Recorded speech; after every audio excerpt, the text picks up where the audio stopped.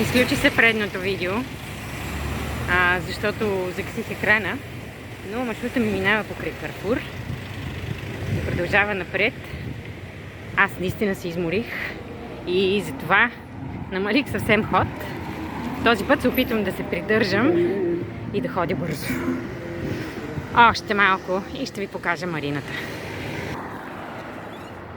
Сега обаче съм по ненадолнище и не се отказвам, наистина. Забързвам темпото и отдясно ви представям тази прекрасна гледка отново на палми, на зелено, на свежо и малко облачно.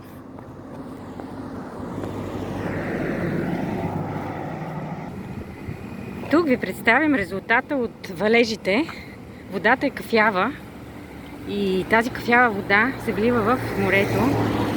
Очакваме ветровете да са благосклонни и да я издухат в скоро време, а тук още на идване реших да се спра и да снимам ето това прекрасно дърво с цветове, които не знам какви са, но са прекрасни. Наслаждавайте се, радвайте им се.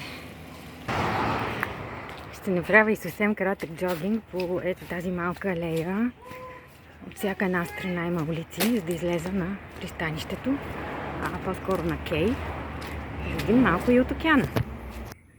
И ето, излизам на един съвсем маничък бряг, откъдето може да видим част от залива, лодките, които са акостирали в него, да усетим спокойствието.